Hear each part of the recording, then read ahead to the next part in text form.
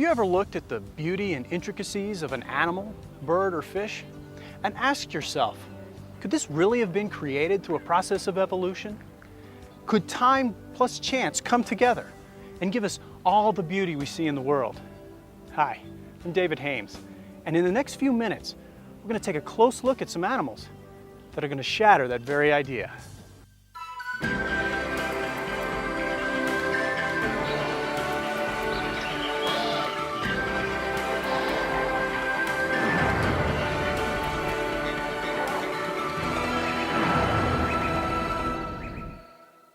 I want to introduce you to Dr. Job Martin. Dr. Martin has had a very interesting background. He's been a college professor and a dentist. He even served on the dental crew for President Johnson's Air Force One and the presidential fleet. But for the past 20 years, Dr. Martin has been lecturing students on incredible creatures that defy evolution. But it wasn't always this way. Dr. Martin, out of a scientific and medical background, once believed in the theory of evolution. Evolution, as I was taught, it all started with a thing called the Big Bang. They say this Big Bang went kaboom and shot out hydrogen gas mostly, and the gas somehow turned to dust, and the dust condensed down into planet Earth. The evolutionists say it started dry, and then over millions of years volcanic activity produced the water, and then in some little pond of this water somewhere on planet Earth, these inorganic chemicals got together and they were zapped by some kind of X-ray or something else, and all of a sudden you have this little speck of life. And they say that was about 3.5 billion years ago. And then that little speck of life somehow, over about 3 billion years, became the first cell, which was somewhere around 600 million years ago. And then that progressively became beautiful you. Dr. Martin's traditional scientific background would go through an evolution, rather a revolution, as he joined the staff as a professor at Baylor Dental College. This was the beginning of the evolution of a creationist. And so in the fall of 1971, I went to Baylor in Dallas and gave my first lecture. It was on the evolution of the tooth. And I talked about how these fish scales gradually migrated into the mouth and became teeth. And a couple of my students came to me after class that day and said, Dr. Martin, have you ever investigated the claims of creation science? Well, that was 1971. I'd never even heard of it. At that point, I'd been a Christian for about 5 years. And so I'm thinking to myself, where are these guys coming from? I've never heard of this. And so I said, sure, I'll look into this with you. And I'm thinking, kind of as a cocky young professor, I'll blow these guys away. Well, they asked me to start studying the assumptions that the evolutionists make. And in all my years, 8 years of scientific education, I had never had a single professor tell me about an assumption.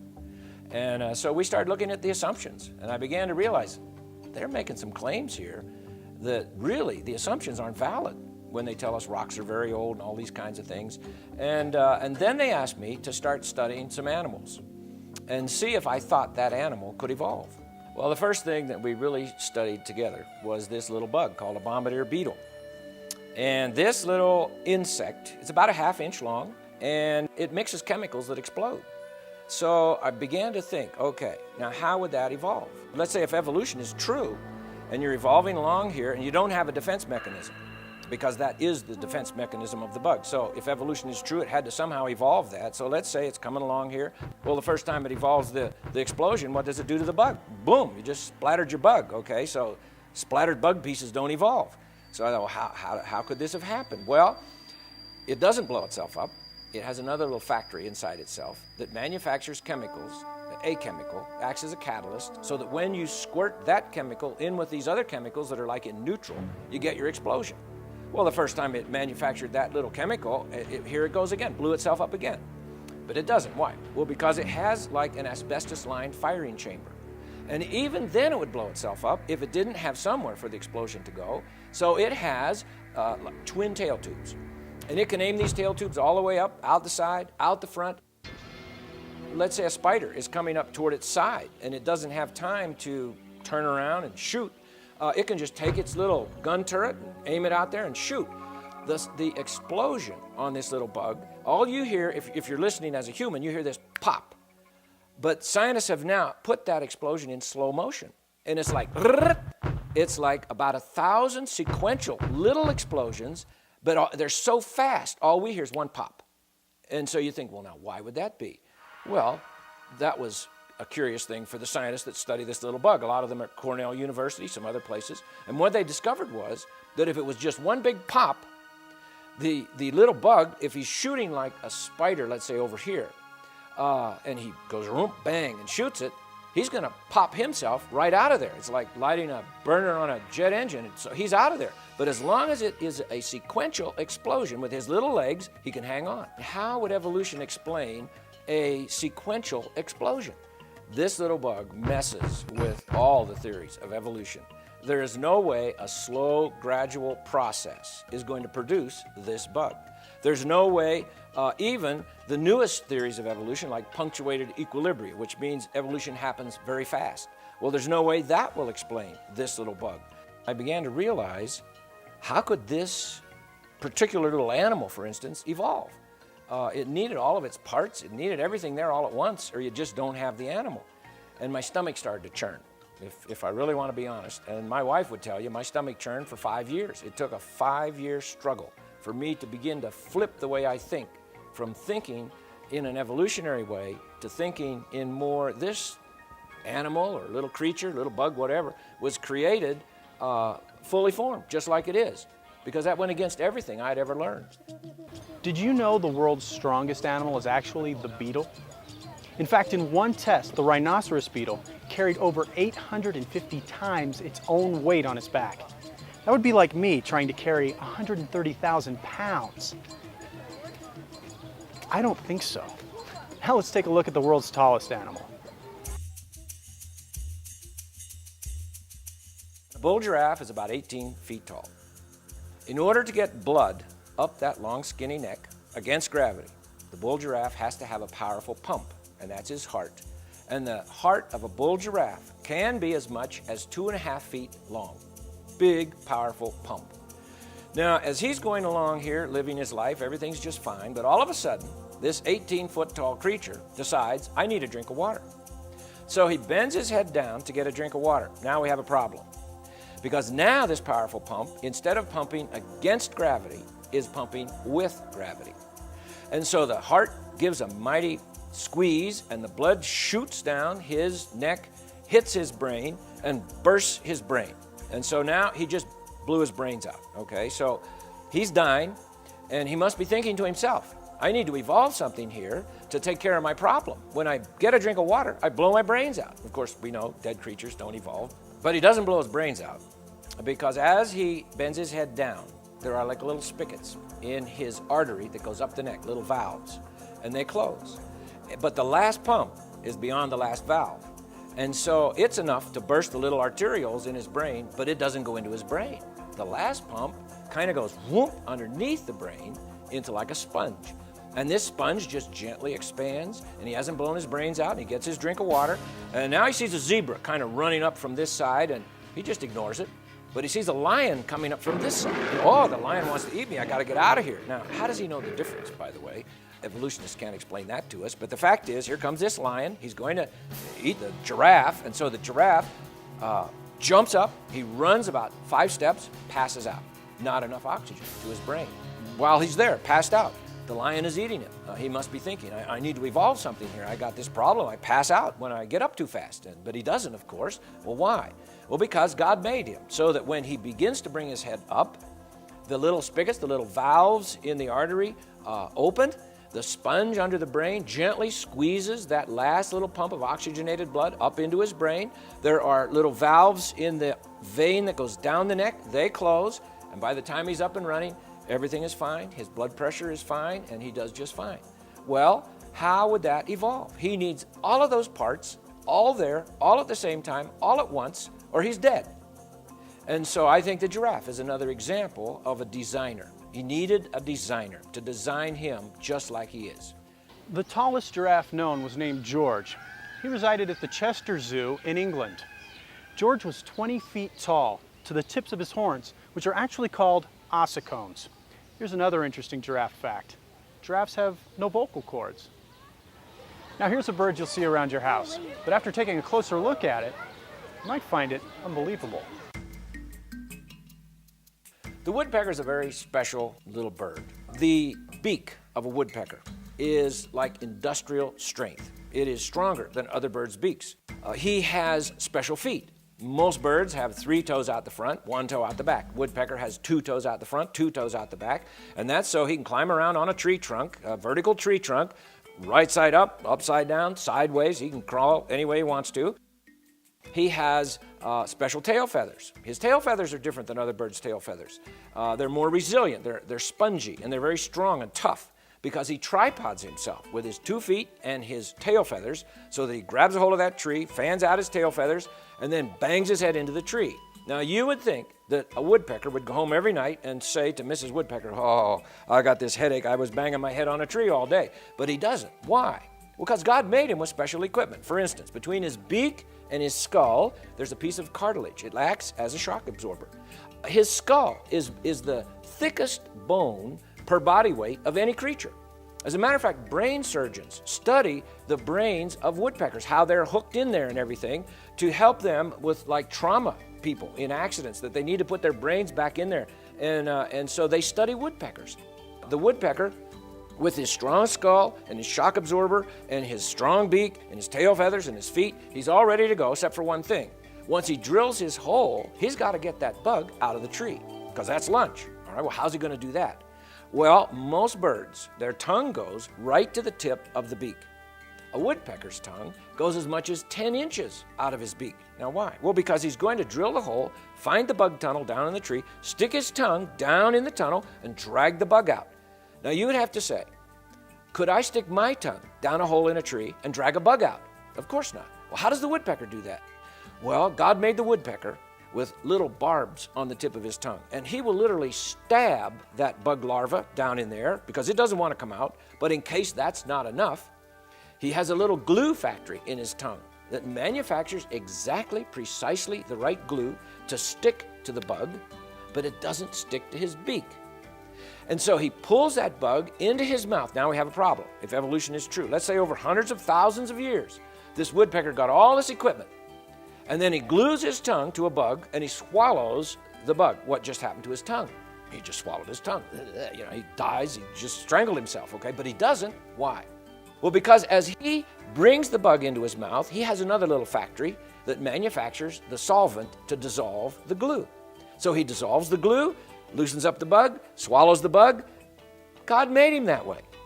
Woodpeckers, when they peck, they open their eyes between each peck, and they aim their beak, they focus, they aim their beak, they close their eyes, and then they hit the tree. So you hear a woodpecker out there, he's going, drrr, drrr. Every time you hear that, drrr, in between each peck, he opens his eyes, focuses, aims his beak, hits the tree. Why?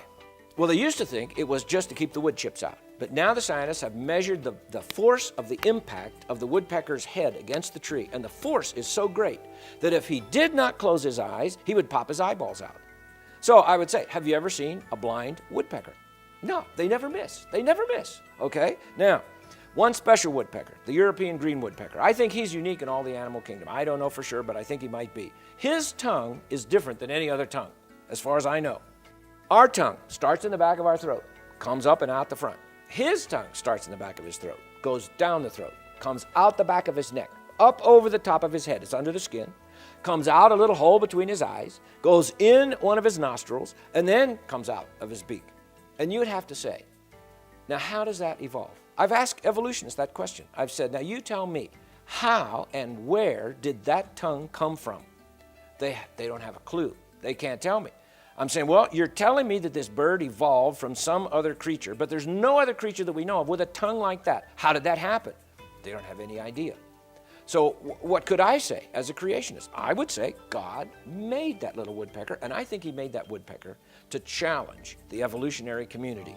Because as they study that little bird, they know there is no way this little thing could evolve. But it goes right back to that Romans 1 passage, that as men study the creation, it says they study what God has made. Because they are unrighteous, they will suppress evidence. They will hold back evidence. And I think that's exactly what happened. I think there are very bright people who study science and do a good job of it. But all of a sudden they get to a point where they have to decide, did this thing happen over long periods of time somehow, or boy, it sure looks like it could have happened just bang, just like it is. And then if they discover, hey, I have no way of describing this thing in terms of evolutionary science, they're faced with the other option, which is maybe a designer and a creator, and they say, I don't want to go that way, okay? So they suppress that evidence. And so many of the things that I studied, we had to search just to find information on them because they are not in the textbooks. They just don't put them in because they have no way to explain it. And so they just ignore it. Another bird that got Dr. Martin's attention lives down under, mate, in Australia. There's a little bird in Australia. It's called the Australian incubator bird. Some people call it the mound builder. Sometimes it's called the brush turkey. And there's different species. We'll talk about one in particular. But this little bird, about 3.5 to 4 pounds, the female has 2 jobs. Her first job is to check out the nest and see if it's going to be okay. The male builds the nest, and then the female checks it out. Now you would say, well, big deal. She's going to check out the nest. Well, this nest is not like any other nest. Some of these nests have been measured at 20 feet across and as much as 50 feet high. And some of them dig down into the dirt 3 to 6 feet. So it's like a huge, that's why they're called the mound builders. It's like a huge mulch pile. So she comes and she digs down in there, and she comes out and says to Mr. Bird, I don't like this one. And so he says, okay, hang on for a couple months, I'll build you another one. Okay, so he builds her another one. Let's say she likes this one. Now she goes to job number 2, and that is she lays eggs. Now she lays 1 egg every 3 days for 7 months. And it's a little 3.5 to 4 pound bird, and the eggs are almost a ½ pound each. They're almost as big as an ostrich egg. Impossible, impossible. She's dead. I mean, you can't do that, okay? But she does. Now, this one species, the female makes a very thick shell on the eggs, and it has pores. All birds' eggs have pores. That's how they breathe. But this one, the pores are shaped like little ice cream cones, and the tip of the ice cream cone is in toward the inside of the shell. So as the chick begins to develop inside the shell, he gets to a certain day and he can't get enough air. He's going, I can't get enough air. And so he begins to scrape off the inside layer of the shell. And that makes the holes bigger. He's going up the ice cream cone, so now he can breathe. And so he does that all the way along till he finally breaks out of the shell. Now the male bird takes care of the nest. The female, once she lays the eggs, she just goes off, and now he takes care of the nest. Now you would say, well, is that a big problem? Well, yes, because each species has some different qualifications for the nest. And this one I'm going to talk about, the male keeps the nest at 91 degrees Fahrenheit for 7 months. And if it varies by much more than a degree on either side of 91 degrees Fahrenheit, the chicks die. So Daddy Bird is out there every day. He digs down into the nest and he checks the temperature. And the scientists aren't even exactly sure how he does the temperature. But he checks the temperature. Oh, it's 92 degrees. It's too hot. I got to do something. So he runs back up, and sometimes he'll throw sand on top to try and reflect more sunlight, or he has various things he'll do. He also keeps that nest at about 99.5% humidity. If it gets down to about 80%, the chicks dry out, the eggs dry out. He has to keep it at roughly 99% humidity. So 91 degrees Fahrenheit, 99% humidity. That's impossible for a little 3.5 pound, 4 pound bird. When the chick hatches out of its egg, it has all of its feathers. As far as I know, it's the only bird that it's ready to fly, but it can't fly because it's down deep in a big mulch pile. Now, nobody feeds this little bird. Dad doesn't feed the bird. Mommy bird doesn't feed the little baby. They come out of the egg, and then they somehow know, I got to get out of here. So they turn over on their back, and they begin to scrape the sticks and leaves on top of them, and it'll drop down on their chest, and they shake it off their chest, pack it down with their little wings, dig some more, falls down, shake it off, pack it down. It takes up to 3 days for them to dig out of the nest. And nobody told them to do that. Nobody told them to go. Which way? Which way do I go? But how do they know that? You see, well, evolution can't explain those kinds of things, all right? So here it comes. He's out of the nest. Nobody shows it what to eat. He goes off. He knows what to eat. He knows how to catch it and find it. And then the next year, the male bird is going to build a nest. But Daddy Bird didn't show him how. He starts building a mound all by himself. Nobody showed him how to do it. It's a miracle. It's just a miracle. And so you look at even something like a little Australian incubator bird and you say, how could that evolve? If this story of evolution is true, how could that happen? I say, only God can do that. Here's something most of us pull out of the icebox every morning. If you take an egg and you put it in warm water, you will see bubbles coming out. Now, why do you see those bubbles? Well, because there's little holes all through the egg shell, about 10,000 actually in a chicken shell. Those holes are there so that the chick can breathe, because that's where he gets his air, through those holes, so they can get the waste out of the shell, because the chick, as he develops, is going to eat the yolk, and the yolk, as he burns it up, there's waste products, there's water and different things given off, and he has to be able to get the waste out of the shell, or for instance, just the amount of water that's given off, he would drown right there in the shell. How do you explain all the intricate mechanisms and the perfect timing that it takes for an egg to develop, making this whole thing happen? Because every step of the way, the chick would be dead. Everything has to be done on a particular day and in a particular order, and the timing has to be exactly right, or you have a dead chick. If you have ever boiled an egg or eaten a hard-boiled egg, you'll notice when you peel the egg, there's like that little membrane in there. And that membrane has to be there, and we'll talk about that in just a minute. But on one end of the egg, it's flat, and it looks like the chicken didn't quite fill the egg. Well, that's a special place. That's called the air sac. And so now we take all these parts and we put them together, and we have this little fertilized egg, and now this little chick is developing. By the 5th day, its little heart is pumping. Blood vessels have grown out of the chick. 2 of them go up, hook into the membrane, and those are the ones that it's going to breathe through. It'll get its air through that. The air comes through the pores or the holes in the shell up to the membrane, and then the membrane transfers the oxygen to the artery, the vein that goes into the chick. And then the other vessel that hooks into that gets rid of the waste. And so there's a process there of things coming in and things going out of the shell.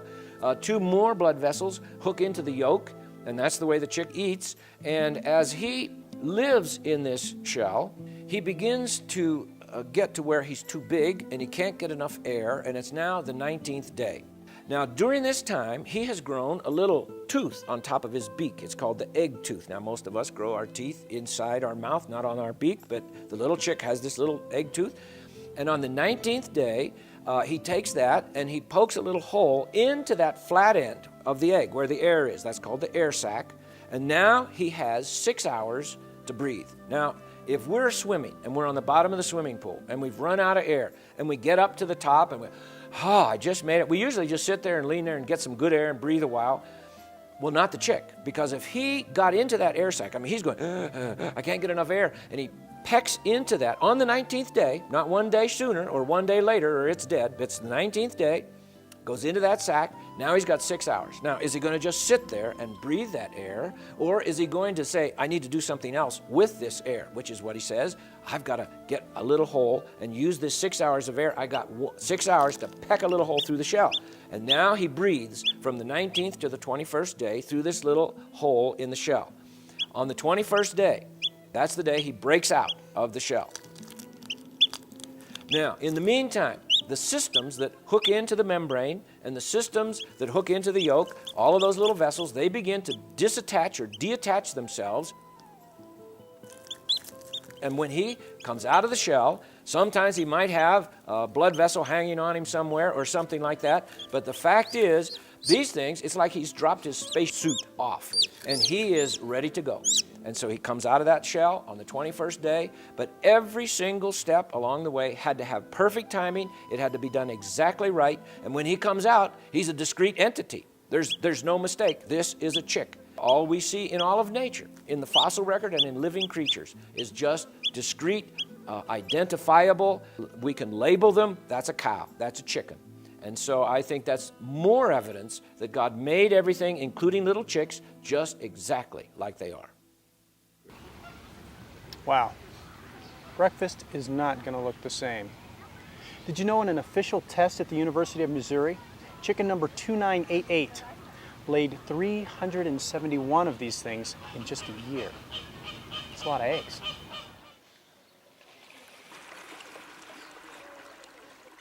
You know, there are animals that breathe air. However, they seem more at home in the water. Take the beaver, for instance.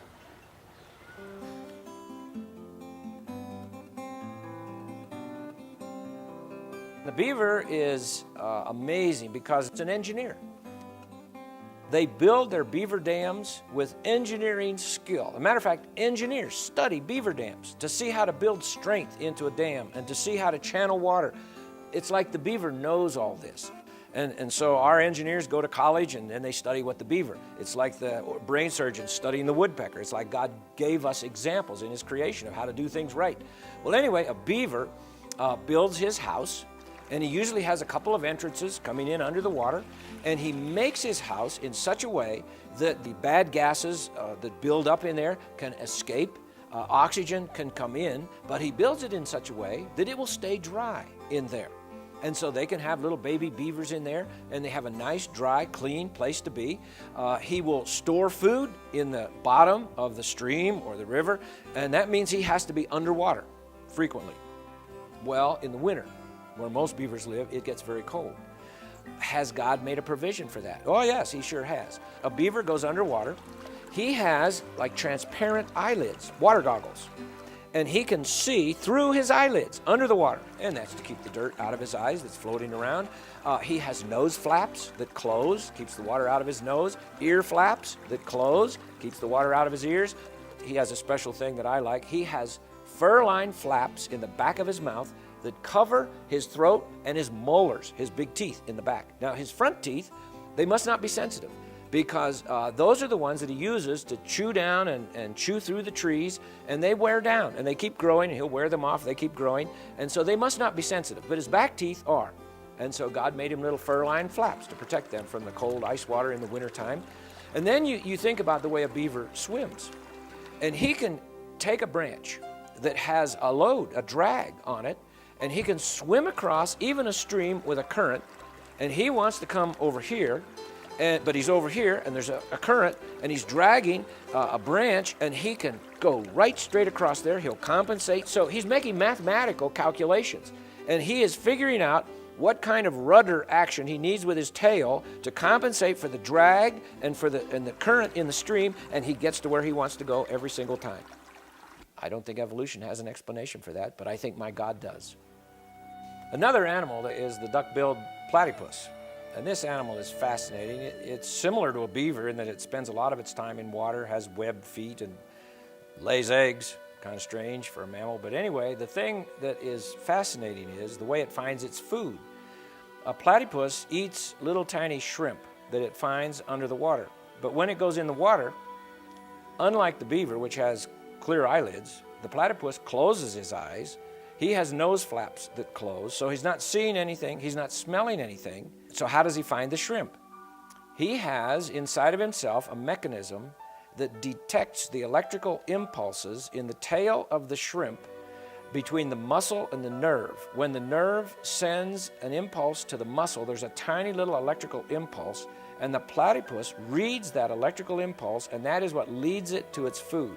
They have done experiments where they have put dead shrimp in a tank with flashlight batteries, and the platypus will go to the flashlight battery because there's an electrical current there. So he finds his food by reading the electrical currents, those tiny little electrical currents. That's a miracle, absolute miracle.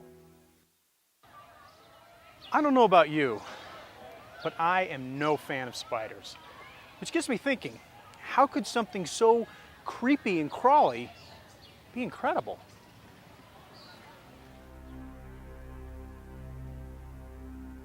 There's a spider that we have down in Texas, and it's other places around the United States, called the black and yellow garden spider. Some people call it the zipper spider because in the middle of its web, it always makes a little characteristic mark. It's like a little zipper of floss that it makes. And this spider is just amazing. We raised some of these spiders. We don't raise them, they just grow there at our house. And so we watch them and we feed them things like grasshoppers and crickets. And they have 7 different kinds of webbing that they make. They make a certain kind of webbing that is not sticky. And that is what they will run out on their web to catch a little bug. They have another kind of webbing that is sticky, that catches the bugs. And these webs are not small. A garden spider, a full-grown female spider, probably has a web about 2 feet across. She's going to be, about 2.5 inches across. And they'll do interesting things. If you get up very close to them, when they're just quietly sitting there on their web, sometimes they will start making their web shake like a trampoline. It'll come out at you, and they're saying, get away from me, I don't want you near me.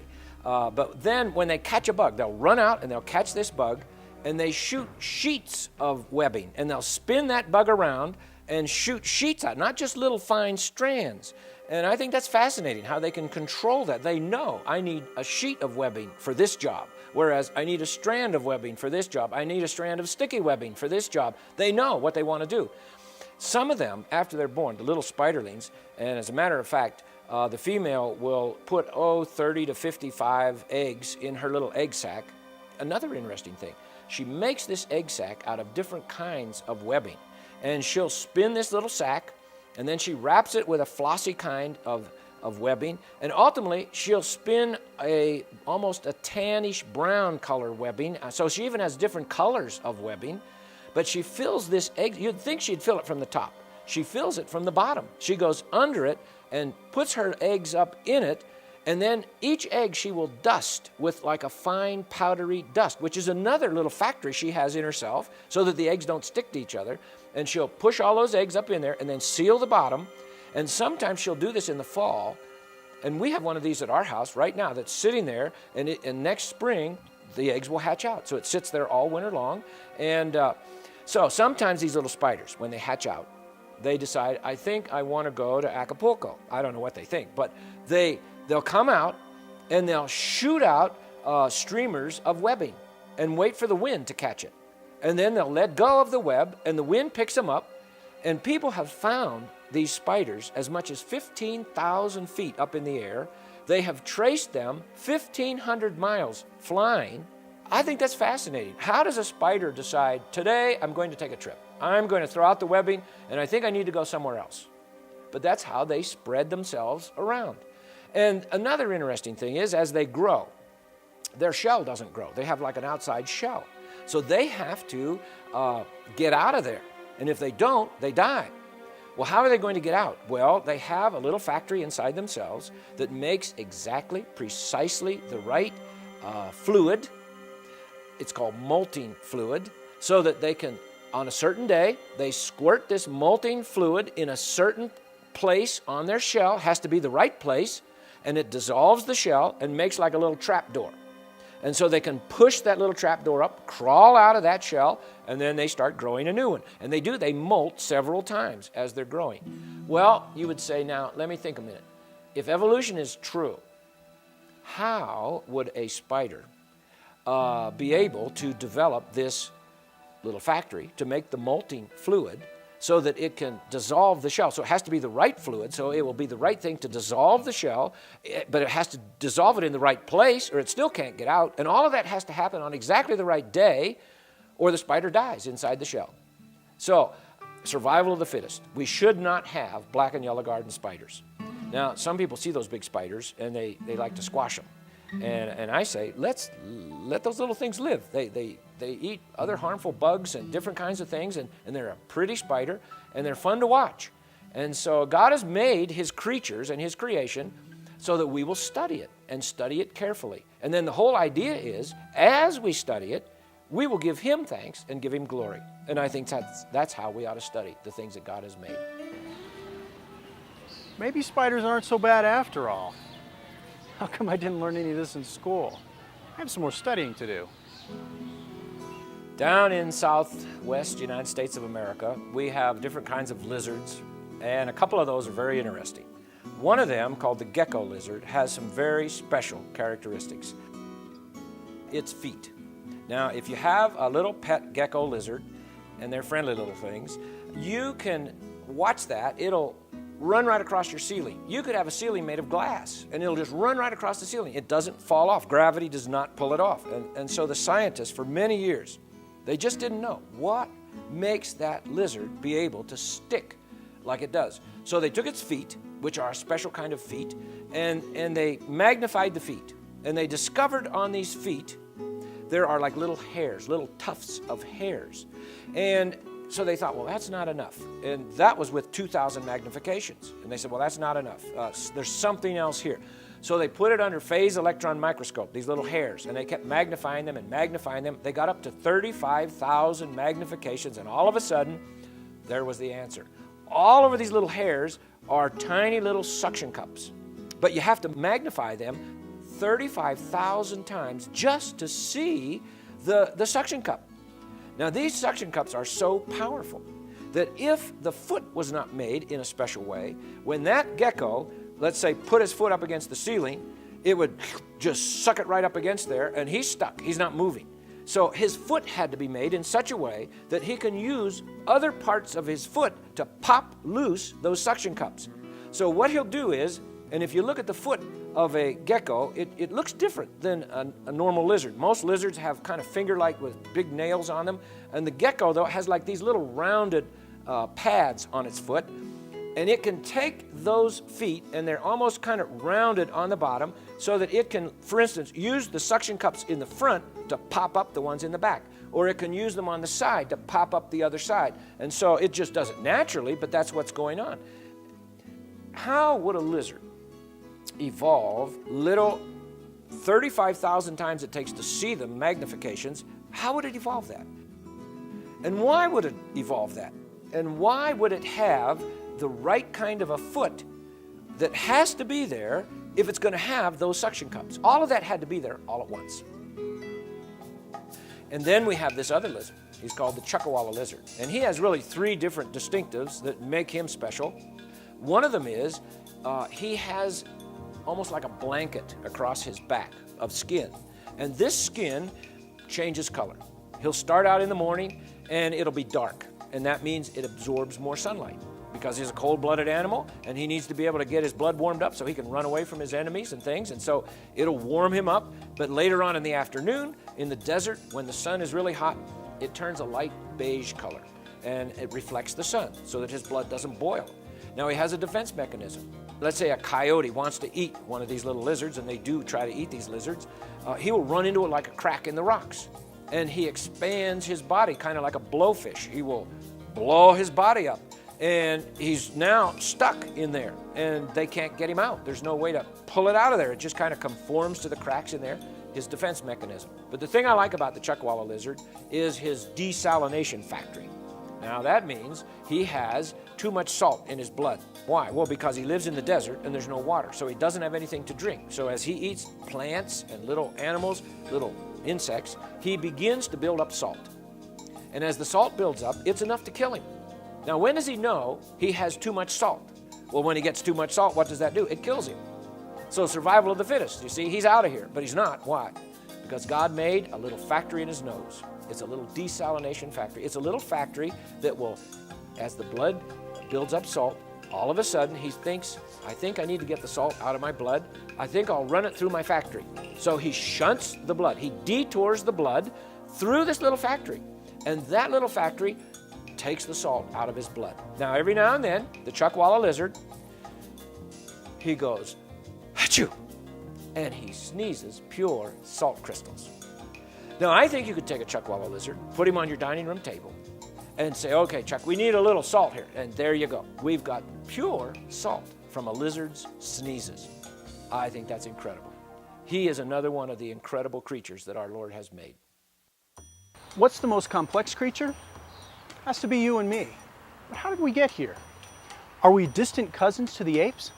Or were we designed by a creator? And if so, is the Bible's account of creation actually possible? If we look at the Genesis account of God's creation of man, he says he made man fully mature. Adam, when we first meet him, full grown man, only 1 minute old. It says he took a rib and made Eve. Now, some Christian people say, I can have evolution, I can have the Bible. Well, now we have a problem.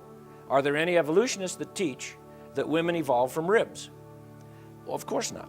But that's what the Bible says. It says God took a rib and made Eve. Now, when Adam wakes up from his anesthetic and sees Eve, she's full grown. She's 2 seconds old, but she's full grown. If we believe the biblical account, we have to believe God will create full-grown creatures, of which man is one of those creatures. I might add, Can our Creator do that kind of thing? The Bible tells us in 3 places Jesus is the Creator. Colossians 1, Hebrews 1, John 1. So Jesus is the Creator. Well, then He created man full grown, had the appearance of age. He was fully mature. Woman, full grown, fully mature. Trees, full grown. Peaches on them. Eve could have eaten a peach. Adam, how long does it take to grow a peach like that? 3 days, Eve. Well, that can't be. Yes, God made the tree with the ripe fruit 3 days ago. If we're going to believe the creation account, as Genesis puts it, we have to believe that. Now, did Jesus the Creator have the ability to do that? Well, what are His miracles? His first miracle, John 2, turns water into wine. He used 6 water pots, it says in John chapter 2, and when the head waiter tasted that water, he said, well, this is the best wine. Well, how do you make good wine? Well, you have to age it. Well, how old is it? 1 minute old. How many water pots? 6. How many days in the creation week? 6. Creation with the appearance of age in Genesis 1. Creation of wine with the appearance of age in John chapter 2. I don't think that's an accident. Now, how did He make man? Well, let's just think about our ear. First of all, you look at a human ear and you think, that's a strange thing. I mean, we have these things that are here, and then you look at the animals, and they all have ears, and yet not all animals do. Many animals hear without ears, but we have ears. Now, the human eardrum is just a marvel. It moves such a small amount that you really can't measure it. Some scientists have said the movement of the eardrum with the different sounds hitting it is about the same as 1/100th the width of a hydrogen molecule. That's one of the smallest molecules. So that little teeny bit of movement can tell the difference between a trumpet, a bass drum, your mother telling you to go make your bed, your daddy telling you you can't have the car tonight because you didn't get in on time last night. And that little bit of movement differentiates between all those different sounds and then goes right into our brain, and our brain tells us, this is mama talking, this is daddy speaking, this is the symphony orchestra, and we can hear music. We can hear someone say, I love you, which we all love to hear. How? With just not even the width of a hydrogen molecule of movement. That's a miracle. That's a miracle. And that's right there inside of our head. Our eye, same kind of a thing. I mean, scientists have not been able to duplicate what our eye does. They cannot make a lens on a camera, and I imagine photographers would like to have a lens like that it sees clearly far away, it sees clearly up close, if we're talking a good eye, not one that has pathology or it needs glasses. The eye is constantly, it's like this. It's vibrating all the time. And yet the images that we see, they aren't doing this. They are steady. Well, how does that happen? Well, it's the way God put the whole eye together with the various muscles that are in there and the ways that it contacts through your ophthalmic nerve and goes to your brain, and we see things and the image is flipped, and they've done experiments where they put glasses on people and they flip everything upside down, and within 2 weeks' time a person with those kind of glasses can drive a car, and his brain is compensated for all that. And you think of just the way the human body works. How would that evolve? Now, when we think about this, we've looked at quite a few creatures, and you look at those things and you start to think, how could that be? Is that the result of an impersonal, chance, random process? Or could it be there's actually a designer, some power that had the genius to design all of these little things so that they actually work? And every part works with all the other parts. And it all comes out with these marvelous creatures that defy evolution in every single way. I think it proves that there is a designer. And I think I know his name. And I think he wants to have a relationship with each one of us. And I think he's penetrated his time and his space in the person of his Son, the Lord Jesus Christ, who is the designer and the maker, who has the power and has the genius to do all of this. Well, there you have it. Animals are a lot more complex and interesting than I realized. Dr. Martin has a point. The next time you look at all this beauty, realize that this is no accident.